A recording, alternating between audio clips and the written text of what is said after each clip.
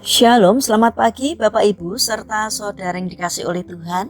Kiranya berkat, damai sejahtera dan sukacita dari Tuhan Yesus Kristus senantiasa menyertai kita sekalian. Sebelum kita mendengarkan firman Tuhan dan renungan, marilah kita berdoa. Tuhan Allah Bapa yang Maha Baik, kami sungguh bersyukur atas kebaikan dan kemurahan-Mu.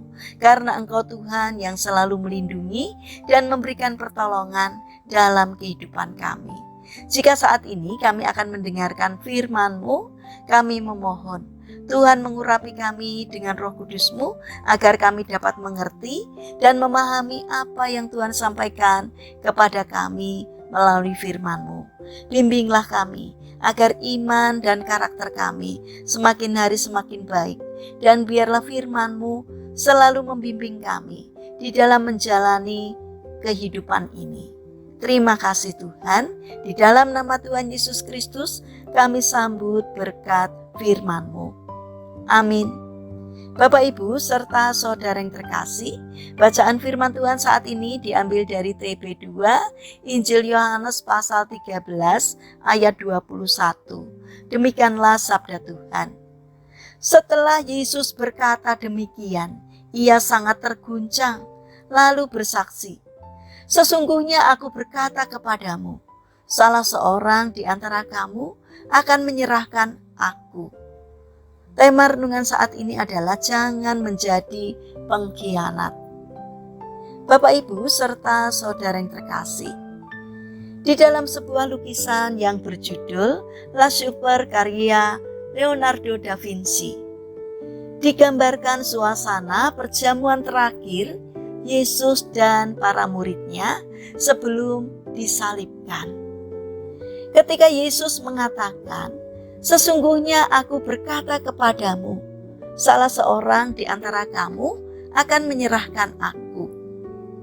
Tentu saja para murid bertanya-tanya, siapa yang akan mengkhianatinya?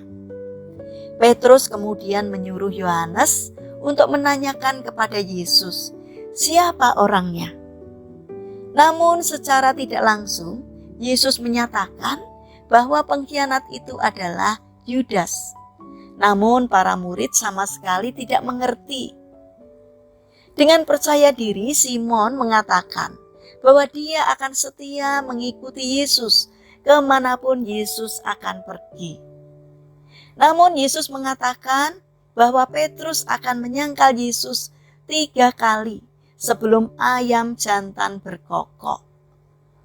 Sampai di sini kita bisa mengetahui bahwa yang mengkhianati Yesus bukan hanya Yudas, namun juga Petrus.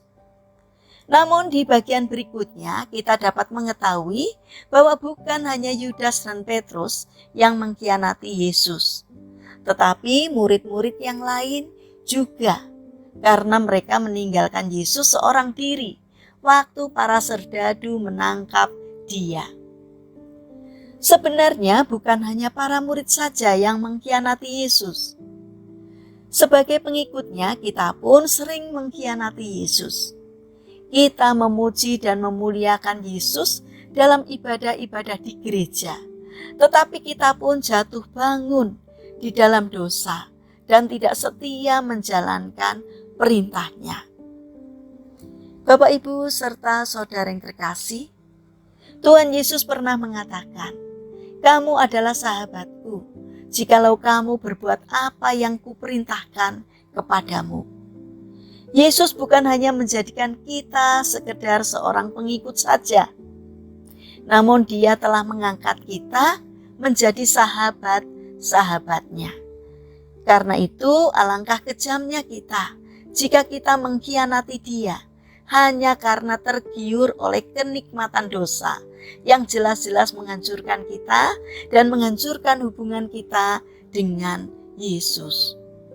Bapak Ibu serta saudara yang terkasih, oleh karena itu marilah kita segera bertobat dan memperbaiki kehidupan kita. Mari kita belajar untuk menjadi pribadi yang setia dan taat pada firman dan kehendak Tuhan. Tuhan menantikan kita dengan sabar. Dia ingin kita kembali ke pelukannya. Dia ingin mencurahkan kembali berkat-Nya ke dalam hidup kita. Apapun keadaan kita saat ini, Tuhan siap mengampuni dan memulihkan hidup kita, asalkan kita mau kembali kepadanya. Mari kita bangun karakter setia, agar kita tidak menjadi pengkhianat di dalam mengikut Yesus. Mari kita berdoa. Tuhan Yesus yang Maha Baik, ampunilah kami karena kami sering mengkhianati-Mu dengan dosa-dosa yang selama ini kami perbuat.